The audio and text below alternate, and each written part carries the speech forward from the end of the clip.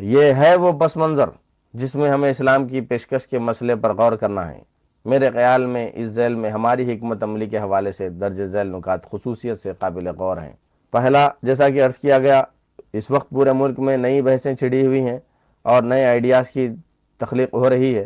اس بحث پر ہمیں حوصلہ اور اعتماد کے ساتھ حصہ لینا چاہیے۔ آئیڈیاز کی تخلیق کے عمل میں بھی بھرپور کنٹریبیوشن تعاون پیش کرنا چاہیے۔ اسلام کی راہ اعتدال کی راہ ہے، یہ راہ عدل و انصاف کی راہ ہے۔ اس میں سماج کے تمام حصوں کے مفادات کا توازن کے ساتھ لحاظ موجود ہے۔ اگر اسلام کی روح اور شریعت اسلامی کے مزاج اور مقاصد کو ملحوظ رکھ کر ہم تخلیقی انداز سے کریٹیولی غور کریں تو شاید بہت اچھے آئیڈیاز ہم دے سکتے ہیں۔ ترقیاتی پالیسی، مالیاتی نظم یعنی کہ ڈیولپمنٹ پالیسی، ماحولیات، تعلیم، خاندان اور طرز زندگی کے حوالے سے بہت سے آئیڈیاز اہل اسلام پیش کر سکتے ہیں۔ یہ آئیڈیاز اسلام کے نام اور حوالے کے ساتھ بھی پیش کیا جا سکتے ہیں، اور اگر ضرورت متقاضی ہو تو نام کے بغیر بھی۔ اس کے لیے فعال تھنک ٹینکس کا قیام اور ان کی جانب سے مستقل بلند پایہ تحقیقات کی اشاعت نیز علمی محفلوں، سیمیناروں، پالیسی مباحث، حکومت کے مشاورتی اجلاسوں، ٹی وی کے مباحث اور اخباروں اور رسالوں کے کالموں میں بھرپور شمولیت ضروری ہے۔ اور اس کے لیے ضروری ہے کہ ہم ذہین، سماجی اور سیاسی سائنسدانوں کی تیاری کی فکر کریں اور معاشرے میں موجود ایسے افراد کو جماعتی اور گروہی عصبیتوں سے اوپر اٹھ کر استعمال کرنے کی فکر کریں۔ دوسرا، اسلام کی عملی شہادت کے لیے ہماری امیج میں بڑی تبدیلیاں درکار ہیں۔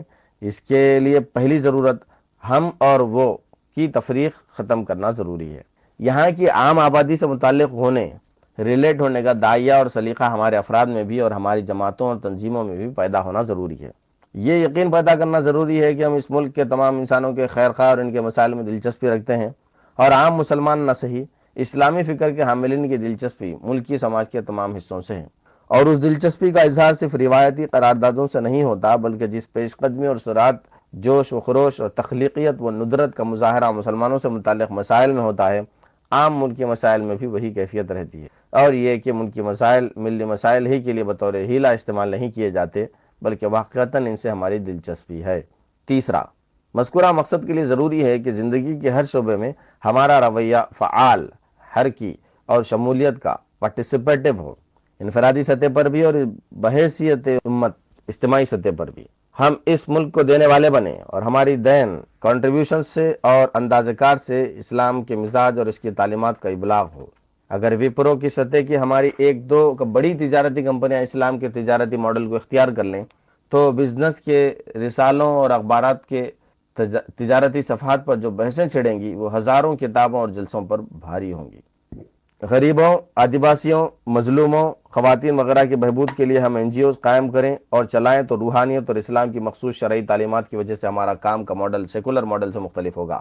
اس سے اسلام کا امتیاز، ڈسٹنکشن زیادہ مؤثر طور پر اجاگر ہوگا۔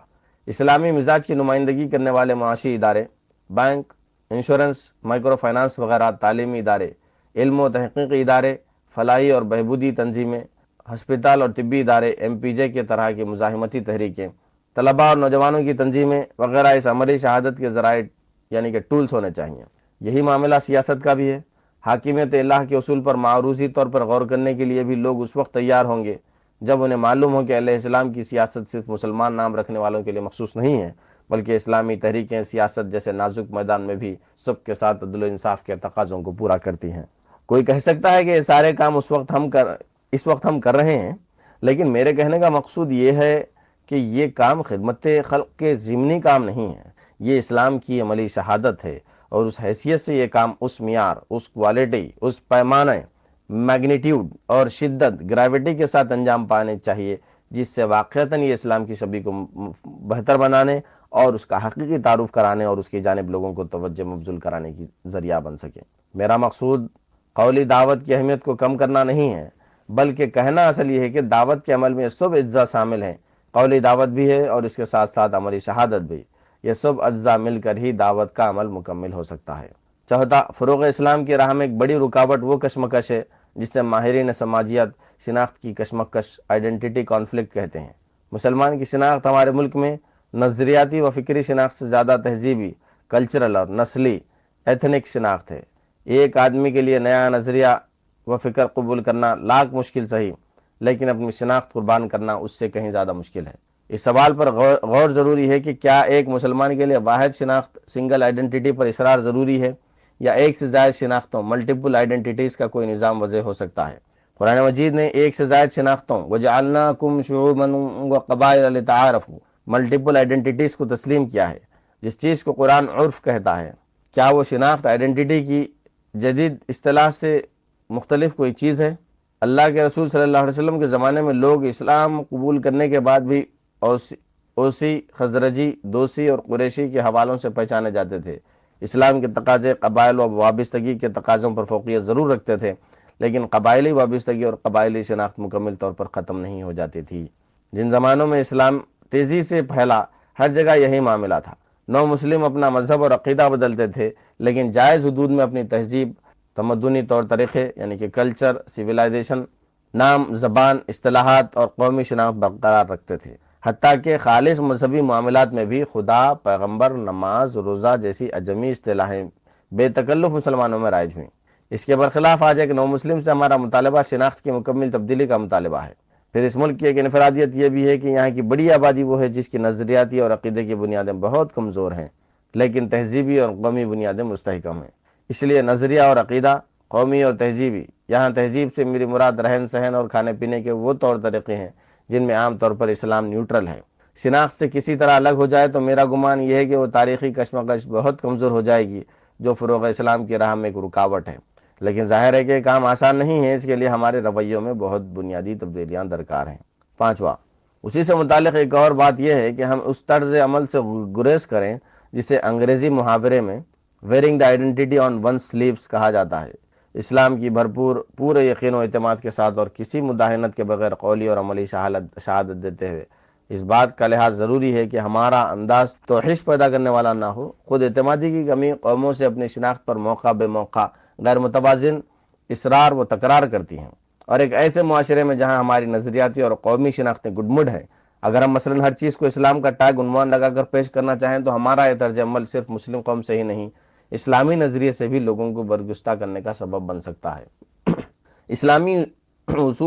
اسلامی اسکول کا مطلب ایک عام ہندوستانی کے لیے کچھ مخصوص اصولوں پر چلائے جانے والے اسکول کے بجائے مسلم قوم کا اسکول ہوتا ہے، اور بہت کم غیر مسلم اس کی طرف متوجہ ہو پاتے ہیں۔